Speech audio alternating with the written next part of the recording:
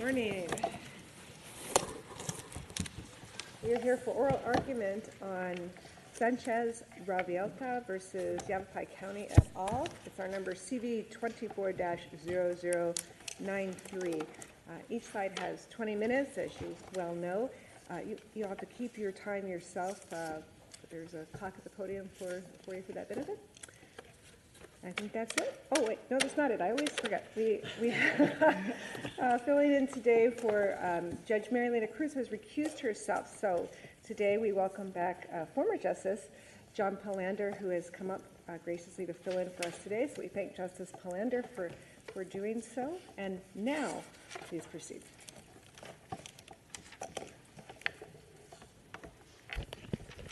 Good morning, Your Honors. May it please the Court, my name is Rebecca Baines on behalf of the state. I would like to speak for about 10 minutes this morning and then reserve the remainder of the time for my colleague from the town and for rebuttal. No statute establishes the sweeping duty that the majority of opinion imposed on the state through the Department of Liquor Licenses and Control to protect these plaintiffs. To the contrary, the relied upon statutes cut against finding a duty owed by the state. The primary reason for this, and the main point that I would like to address this morning, is because the statutes do not regulate the department's conduct in a way that it can be alleged the department has violated these statutes. So this court has made clear that for a statute to reflect a public policy to hold a defendant liable in a tort action, the statute must regulate the defendant's conduct in a way that requires or forbids the defendant to act. The court said as much in the CVS case, where it stated that statutes must regulate conduct. There was medical lien statutes that did not regulate conduct and therefore did not support a duty.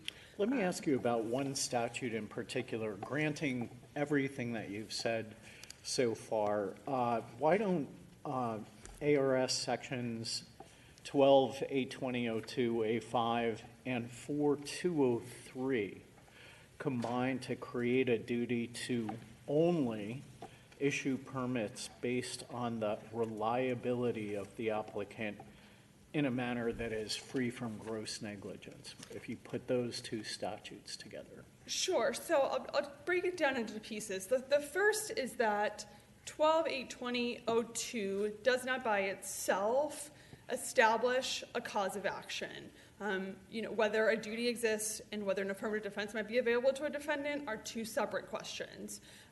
So I think you first have to answer whether or not a duty existed. And then if you look at 203A, the statute that you've pointed out, even assuming that the claim here is for a negligent issuance of the license as opposed to a negligent sort of reissuance or failure to revoke, I don't think that 203A is the type of statute that supports a public policy-based duty. Yes, there is a sort of a directive in there to issue the license after the applicant has, shown that they're qualified and that there's like a public interest component to that, but those are nonetheless still subjective or discretionary characteristics as opposed to statutes that are regulating the department's conduct in the same way as other statutes that this court has found support a duty.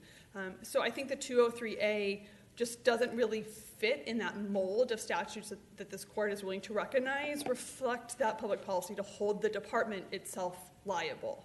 And I think that's consistent with the sort of the rest of the statutes in the statutory scheme where the department is given more discretion to act. The statutes are permissive as opposed to mandatory. And can contrast this with the way the statutes regulate licensees themselves, which are more closely regulated. They do require licensees to act in a certain way or forbid them from acting in certain ways.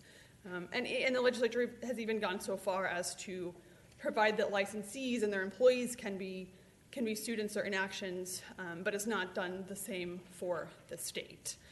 So I don't think that 203 supports the duty.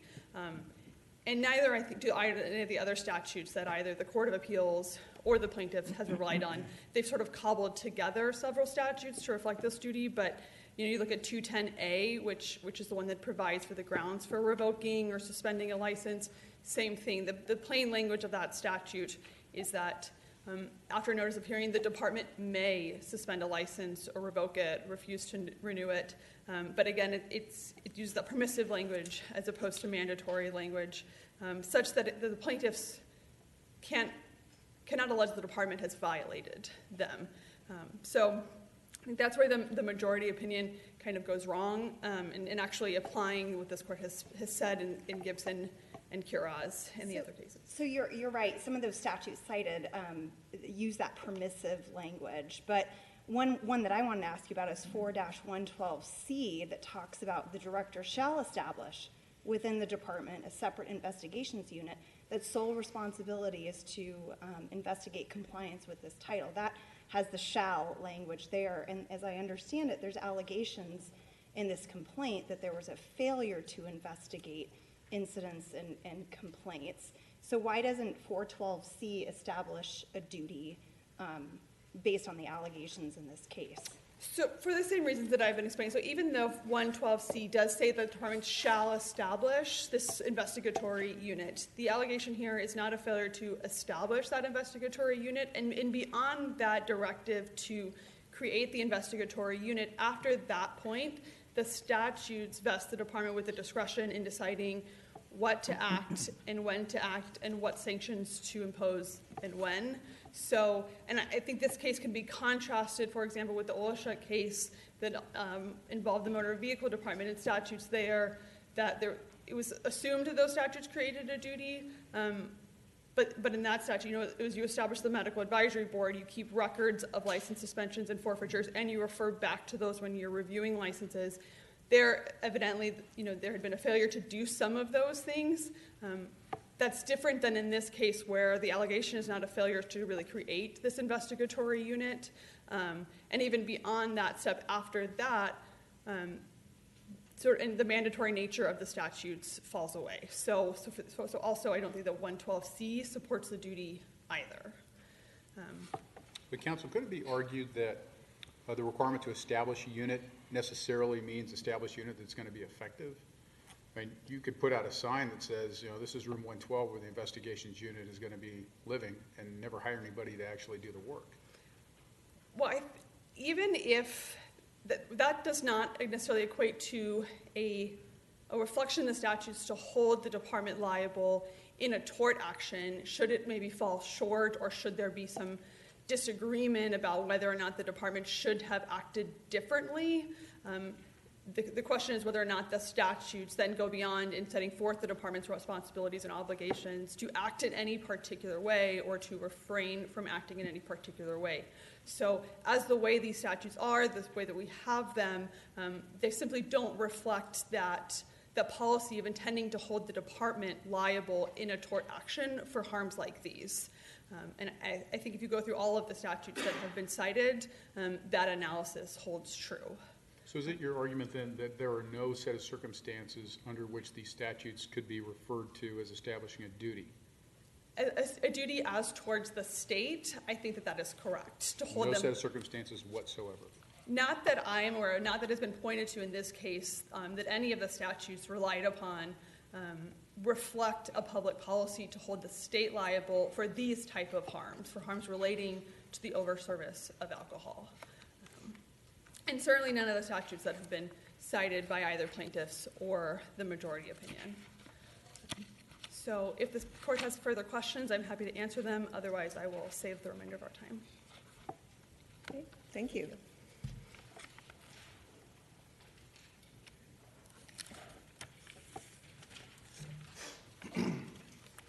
Good morning. May it please the court.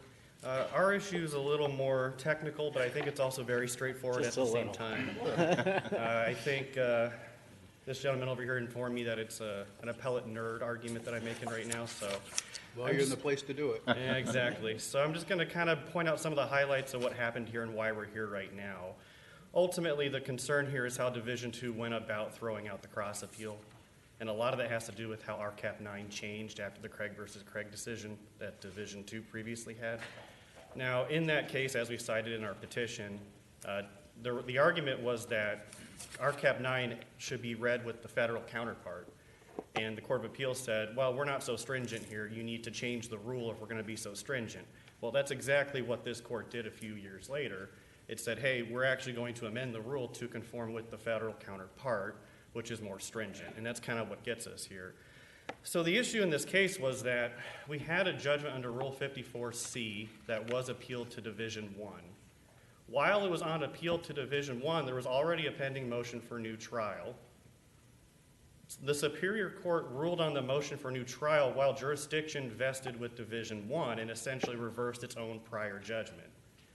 It entered a judgment under 54B, dismissing 2 of the plaintiffs without prejudice.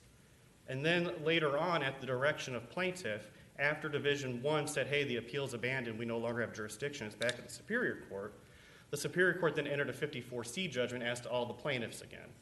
Now, it's true that the plaintiffs did file a notice of appeal for the 2nd judgment, the 3rd judgment, and the 4th judgment. And it's true that the town filed a cross appeal on the 4th judgment because that's the one that was the 54C that applied to all of the plaintiffs. The town did not file a cross appeal on the 54B judgment because, as Division II pointed out. Well, did you enter any kind of objection or notify the trial court that a 54B judgment was incorrect for judgment number 3? The plaintiffs did, Your Honor. We agreed with that assessment. The Did you- plaintiffs. okay. Then did you object to the request for judgment number 4, which enters 54C? No, that was the judgment that we believed was operative here. The 54B judgment was entered by the court itself. Nobody lodged a 54B judgment that said, hey, this is what we want it to be. The court entered a 54B judgment on its minute entry after oral argument. The plaintiffs then said, hey, actually it's 54C because we're adjudicating all the claims. So you mean they entered judgment number 3 under 54B. You knew that was incorrect because it should have been C, so the clock, in your view, wasn't starting to tick. So you took the risk that you're not going to file a cross appeal off of that 54B judgment number 3 rather than tell the court, hey, you need to enter a 54C? I can't file a notice of appeal on a judgment that doesn't pertain to the 2 plaintiffs that we filed the cross appeal on. As Division II pointed out, that was not a final judgment to those 2 plaintiffs. The 54C was. So it would be an interlocutory appeal, essentially a special action. So and I struggle with, frankly, with what the Court of Appeals said on this issue, because the dismissal of the minor plaintiffs with prejudice was done before, ultimately the merits for the adult plaintiffs. So there was no allegations, has happened in other states' cases or federal cases, of manipulating the process to have a piecemeal appeal. Instead, it was they were done. There was nothing left in this case. So it seems like if you're going to have a 54B, you're just going to leave the Superior Court case open indefinitely? And technically, it would still be open under what it is you're saying right now. And so the time to appeal hasn't even started to run yet because there's no judgment as to the minor plaintiffs with what you're saying right now. But again, it was immediately after the 54B that plaintiffs said, hey, wait a minute, this is incorrect. We didn't object to that. We agreed. 54C was the proper mechanism here. That's why we cross-appealed it, because now it's a final judgment as to the minors again. Right? This is the 3rd time that they had entered a judgment as to the minors.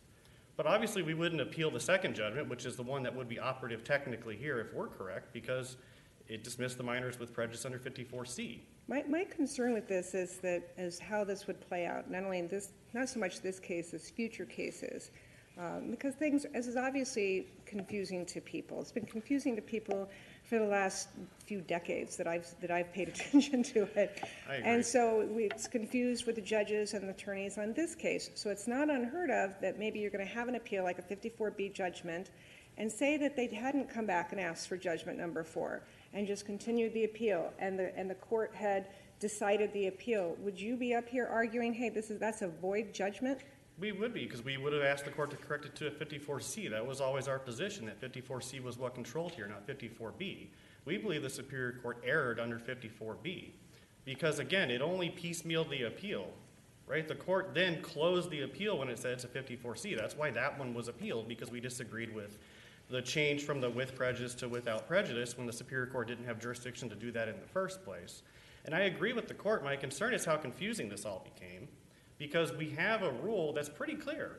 It says exactly what you need to do, and if you go on the, the Rules Impact Report for 13005, it says there specifically The appellant has the obligation to tell Division I or Division II, whoever has jurisdiction, about the pending post-trial motions, which didn't happen here. Which judgment are you saying the Superior Court did not have jurisdiction or authority to enter? The third judgment. So And why is that? So there were two 54C judgments. Right. The second 54C judgment was appealed by the plaintiffs. Right, but the first notice of appeal that was filed by the plaintiffs specifically said in the notice of appeal, there's a pending motion for new trial here.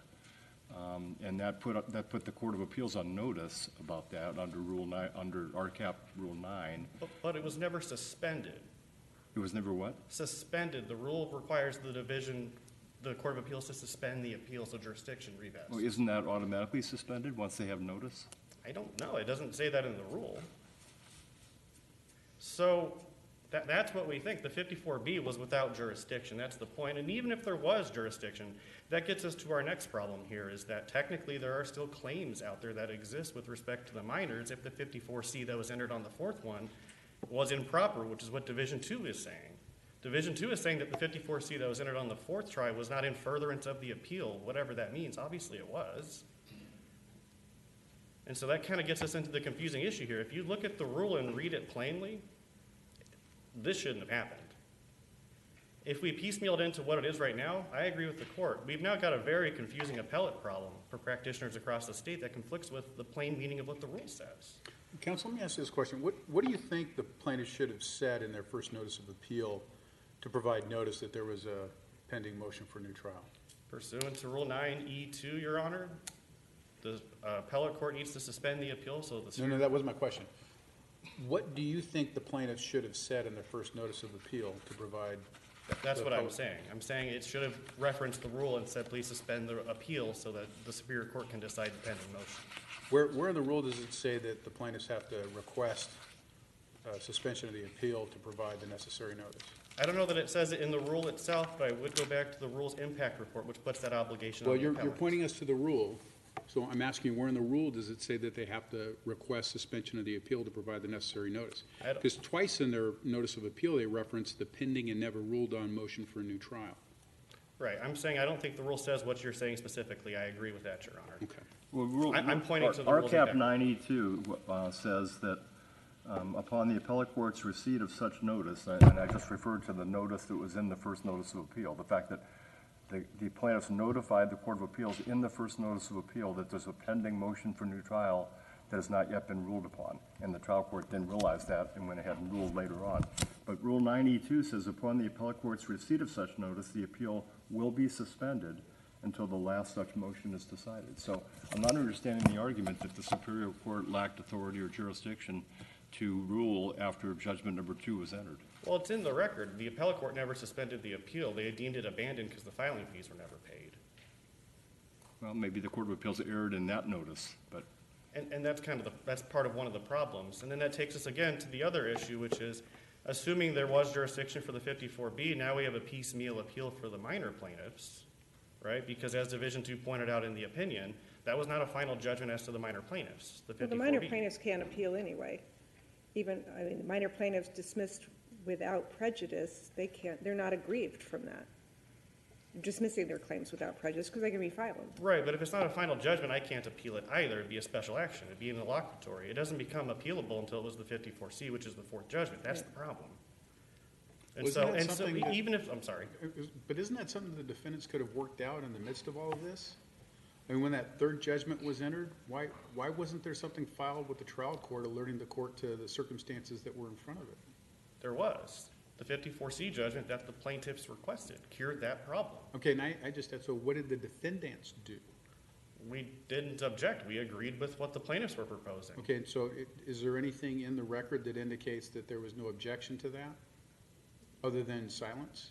Well, that would be proving a negative, but, Well, but what I'm asking, you're making an affirmative statement right. that the fact that there was nothing said demonstrates a positive. Right. And you want us to rely on that then in how we're going to analyze this particular sequence of events? Well, filing objection would be an affirmative step. No, what I'm saying is, what prevented the defendants from bringing to the court's attention that third pending motion or the third judgment that the judgment that the trial court entered, that there were issues with that?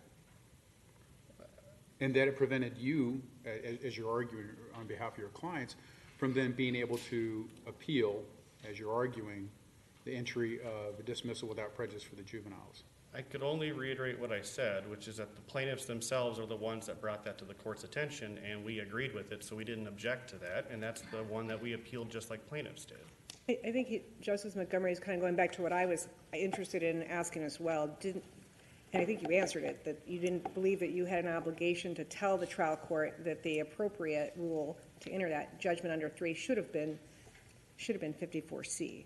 Not when the plaintiffs are the ones that immediately cured the defects, right? That would require me to file my own motion that would just mirror what the plaintiffs did, and then we'd have 6 judgments or whatever. It'd be even more confusing. But once the plaintiffs themselves are the ones that pointed out the defect, the judge signed that judgment. The judge apparently agreed. We agreed. That's why we appealed it. We're running out of time. Thank you very much. Sure. We love to talk about rules.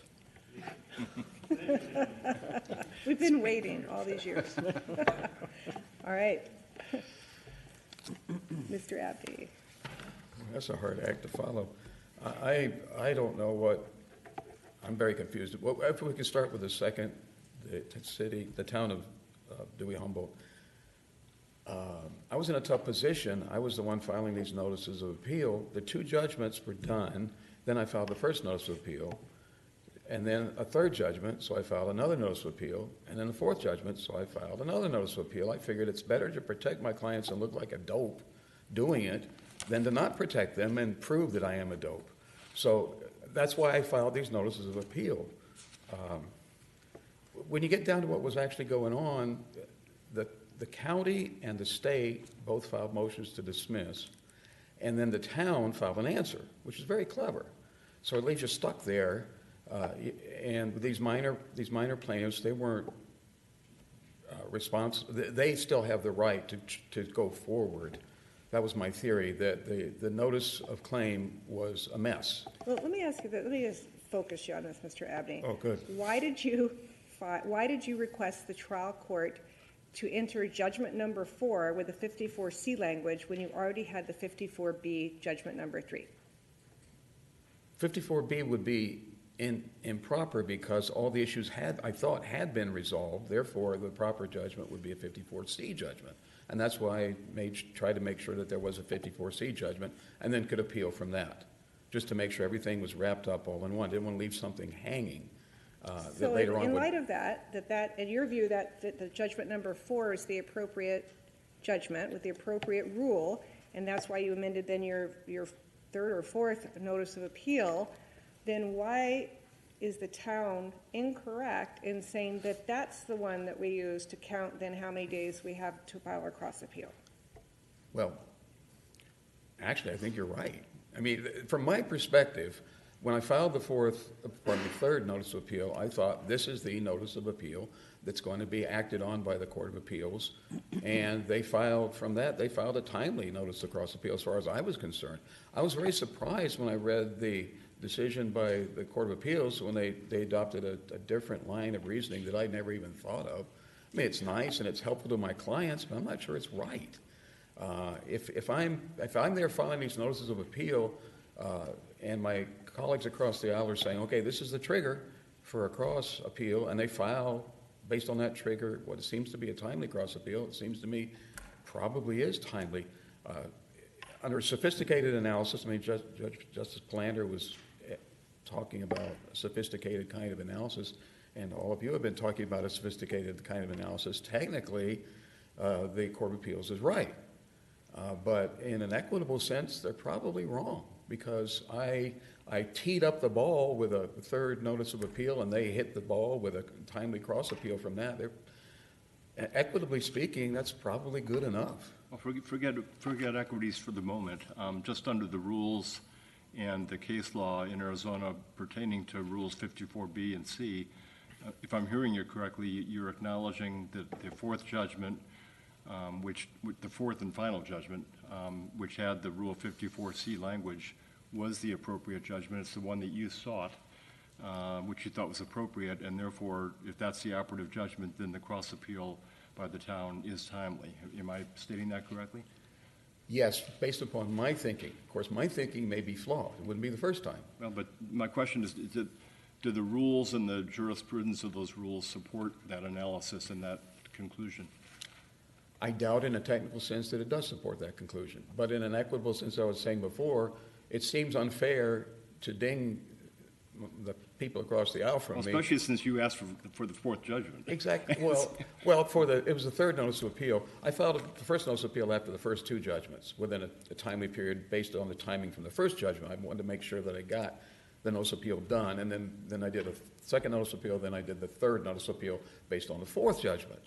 But, in a sense of equitable fairness, they probably are okay. When you bring in equity, I mean, it sounds like, without you saying it, it sounds like you're conceding that you're judicially stopped from taking the position that their cross appeal is not timely because you're the one that you got relief on what you asked for, which is that fourth judgment under 54C, et cetera, et cetera. But there's a lot of law that says that the parties can't stipulate to the court's jurisdiction. The court either has jurisdiction or the court doesn't have jurisdiction, and you can't agree to have jurisdiction. So I wondered, are there any equitable principles apply when you're talking about jurisdiction? Is there any support for your view? I have no name for any. And it would be nice to have a name. It'd be nice to have a slot. We all like slots to put things in. I don't know what slot this goes in. I'm not quite sure, though, that it's entirely fair. When they see this final notice of appeal coming in, they calendared in their cross appeal. I'm not sure it's entirely fair to ding them for that. So let me. Although it would help my clients, I suppose. Let me throw you a bone here and see if you agree with this. So RCAP 1C instructs that the rules should be used and interpreted to achieve the just, speedy, and inexpensive resolution of appeals. Does that provide a basis then for reaching the conclusion you've been arguing for? It would. And Article 2, Section 1 of the state constitution, you're supposed to recur to fundamental principles at all times. Those things work. And I think this court, as the ultimate controller of what goes on in the judicial system, has the power and right to say, okay, it wasn't done technically correctly, but we can let this go because... Well, could you briefly address the other rule issue, which is our Rule 9E2? Just briefly, the argument Mr. Millen made was that you didn't give notice, and the rule actually requires you to give notice when the Court of Appeals issues the number for the case and give you notification. So the notice of appeal came before that, where it said, yes, we've got this motion pending, which is probably why the Court of Appeals didn't catch it and said it was abandoned.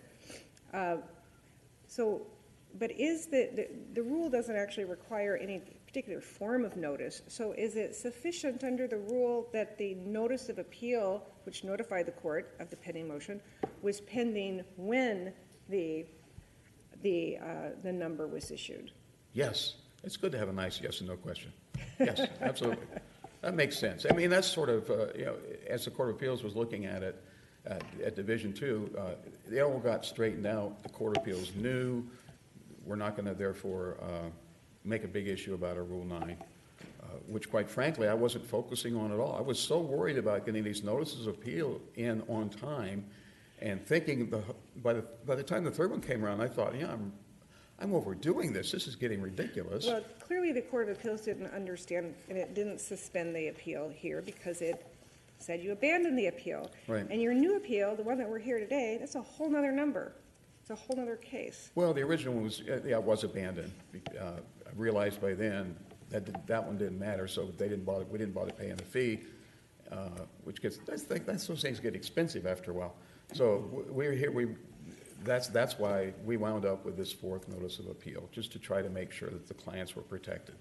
And it's the minors. They weren't responsible for, well, none of the plaintiffs were responsible for the notice of claim originally, which was it was a notice of claim against the state. And the paralegal inadvertently sent the same thing to parties where there's different theories of relief. It just went out the door. And by the time it got caught, it was just a shambles. Let me ask one final question on it, so you can move on to duty then. And that is that Mr. Millen brought up a point I hadn't considered, which is that the town didn't have the ability to appeal or cross-appeal from judgment number 3, at least to address the plaintiff's minors dismissing their claims without prejudice because the 54B language was there, that they could only appeal that under judgment number 4 when everything is final. How do you respond to that? They could have filed a cross appeal if they felt inclined to do that. There's something wrong. They could have done that. I'm not sure. On judgment number 3 against the plaintiff minors? Yeah, they could have. And if I were in their shoes, as you know, I would have to try to protect my clients. Depending on timing, things were going bop bop bop bop bop with the judgments and whatnot. And I don't know what was going on with the trial court. The trial court was trying to get things right after realizing that the minors really should not be prejudiced, and their dismissal should have been without prejudice. They should be able to bring this forward in the fullness of time with the proper notices of claim. Now, whether they're going to win on the merits or not, I don't know. But at least they have the chance to present their case on the merits because it's without prejudice. Shall we turn to my favorite subject of duty? I don't know if it's my favorite subject, but we tend to talk about it an awful lot. Are there any questions before I... What's the strongest statute you're relying on to support the proposition that the state had a duty here? The clearest one, 4203A, the issuance of licenses to qualified people when it's in the public interest. Your claim does not rest on the issuance of the license in the first instance? It's the issuance of the license, I yes. thought it was revoking or failing to revoke or suspend the license. Oh, sorry, not the original issue, it was the failure to revoke. But doesn't 203 relate specifically to issuance of a license, and doesn't 210 cover revocation and suspension? Yes. And 210 doesn't have the kind of language we see in 203. No, but doesn't 203 set the stage, though, for what the state is supposed to be doing, part of this overall very heavily controlled statutory scheme? The states, the point being with all the statutes combined, and you can look at them separately and parse this out, is that the state has control over the issuance and revocation of licenses and should do so in a very careful, cautious manner, because this is one of the instrumentalities of a great deal of harm across the state, and has always been, even since territorial times. The overservice of liquor is a tragedy. It's a shame that there's not more control over. Of course, we tried very, very tight control with prohibition, and it just didn't work. But at least this is something that's being done to try to control the carnage on the streets. So many of the statutes, including 4-210A9, use that permissive discretionary language that your opposing counsel mentioned. That, right. We have permissive discretionary language. So how does that give rise to a duty? Well, if you have discretion to do something, you have a duty to exercise that discretion in a responsible, non-negligent manner. Here, the state is very well protected because you actually have to prove gross negligence in order to establish some sort of liability that's related to the issuance or revocation of a license. So the state, when the statutes create this duty, even though they would call it permissive, then the state has an obligation to exercise due care, proper care, when it's exercising that discretion. And here, we believe the facts strongly show that the state didn't have that. I believe there is a duty under these situations. I mean, you go back to Gibson, there was a statute relating to medication and prescriptions, and other cases involving, over and over again, and you've all seen this in the trial courts and at the appellate courts, we have the traffic statutes, and they are a basis for negligence and negligence per se actions. They're creating a duty to a certain portion of the public, the one that most likely to be harmed by people who violate the traffic statutes, other motorists, pedestrians, but it's even, of course, in French cases, even broader than that. I mean, we've all heard of the cases of people driving trucks into houses and running people down. They're not pedestrians and they're not motorists. They're just the public. So the statutes create a scheme where there's supposed to be permissive exercise of discretion in controlling the issuance and revocation of liquor licenses Mr. and Abbott, controlling this industry. Isn't it a fair distinction, though, that the statutes referenced in Gibson and the other cases that you alluded to carry with it a particular penalty for engaging in that conduct as well? So you have a sanction within those statutes that make clear exactly what the duty is, and then the harm that arises from that to a particular person then can serve to be a basis for liability in a civil suit. Isn't it a fair distinction to say that the statutes we have here aren't like those? I get the analogous argument, but...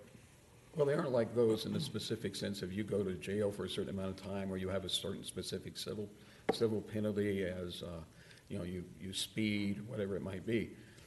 But they do create a situation where you are responsible as the licensee, and in order to provide a tort duty, that responsibility is broad enough that it covers members of the public who are affected by the misconduct of a licensee. If you revoke that license in a timely way, the public is protected. So you do have something that provides a basis for a duty, a wider duty than you But might. isn't that duty just too large? It's indistinguishable from the general public. It's not. Our case law says that you have to provide specific protection to a particular person, and I think that I'm having trouble seeing how it's a specific particular person that this duty is targeted to. I think it seems to be indistinguishable from the general public. Help me with that. Well, it's a class of persons that are likely to or going to be affected by the failure to revoke a license from an establishment. If you go back to the Delhi web case, it's talking about the persons who are affected and are entitled to some relief is those potentially harmed by an overserved patron. That is the precise class of persons that the statutes were designed to protect. That's what these statutes are designed to protect. They're not designed to protect the holders of the licenses. They're designed to protect the public who's affected by the overservice of alcohol by these irresponsible licensees whose licenses should have been revoked. I mean, Billy Jack's, their whole there's a French word for this, but their whole environment, their milieu, Ariel, is to make sure that you get drunk. Make sure you have plenty of liquor and you walk out that door, you're really happy. And it worked, of course. This guy had a 0.03 blood alcohol content, just massive. It's amazing he was able to walk. And of course, these things are the result of letting people who are so irresponsible maintain their liquor licenses. And the public is the one that's being protected. So the traffic statutes protect the public in a very broad sense. Would that be the same then as if, I'm thinking of all the licenses that the government grants, so like the food trucks and restaurants and all of those things, if there's been complaints and you're still giving them their license, is the state responsible if somebody gets sick at the food truck or the restaurant? The state may be. I don't know. It would really depend on the facts and a close examination of the statutes, what they exactly say. But the state has arrogated to itself, beginning in the progressive era and moving forward, the duty and responsibility of creating boards and agencies that license people in a whole series of professions and undertakings. And when the state took on that responsibility, I think it also took on a correlative duty to the public to make sure that it fulfills that responsibility in a careful and non-negligent manner. And what you say makes some sense. It makes good sense. But I'm wondering how to distinguish the line of cases that talks, for example, about law enforcement, that were pretty clear that when you have a police department, and yes, it's just the police that get to be the ones that enforce, regular crimes and whatnot, and stop people and arrest people. We say they're not insurers of the public safety. Their duty is to the general public, and they're not to specific groups of people that may be harmed by people that commit crimes, for example. So how do we distinguish your argument from those lines of cases, that line of cases? I'm not sure how to make a really sharp distinction other than to go back to the traffic laws, to go to Gibson to the medication laws. That we have always carved out something very particular about law enforcement, that they are not to be overburdened with litigation relating to what they do and do not do. So I think that's the reason why there is this special treatment of law enforcement. And this is not something unusual for this court to do. For instance, if you're a canal operator or an irrigation operator, you have this carte blanche. You're not responsibility. People fall into your canal and drown. Since territorial area, you've got this special carve-out for irrigation and canal companies, and they've drowned thousands of people over the years. I counted it up one time. 1,500 people, I think I found newspaper articles about. But anyway, I digress. There are certain things that are carved out, and I believe this is a carved-out, a special situation for law enforcement. Mr. Abney, I believe the state cited a statute, section 4-301, in their supplemental brief. I don't think we got a supplemental brief from you, but I don't think you've addressed that statute in any of your briefing papers. Do you have any comment on that statute and its relevance to this case with respect to the state's duty? Not having an encyclopedic memory, could you? It reads a person other than a licensee or an employee of a licensee is not liable in damages to any person who is injured by reason of furnishing or serving of spirituous liquor to a person of the legal drinking age. What relevance does that have here concerning state's liability and state's duty? That relates to liability and immunity concerning the actual purveyor of the liquor? Yes. I don't think that would apply to a situation where you're saying that the state should not have renewed a license or licensed a person to serve liquor in the first place. It's a different situation. And I'm sorry about the supplemental brief, but I was not feeling very well for a while. I'm afraid I let a few things sort of slide, and I apologize. But, oh, my God, I'm out of time. If there's any further questions, I'd be happy to answer them. No, thank you. All right, sorry to go over time. That's fine. All right.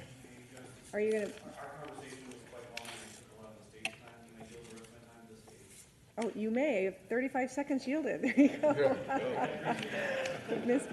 Ms. Baines, you can see what you can do. 35 is there on the board. Thank you.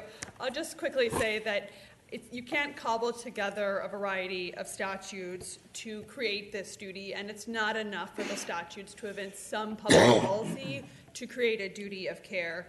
And that by establishing the Department of Liquor License, the state did not thereby assume this duty of care to protect the public at large. And with that, unless there's further questions, I think that's all. You still have 11 seconds. Thank you. Thank you very much. Thank you for both counsel for your argument and your briefs, and today we will take the matter under advisement and issue a decision in due course. We will stay on the bench to allow the next case to come forward, the attorneys. Thank you.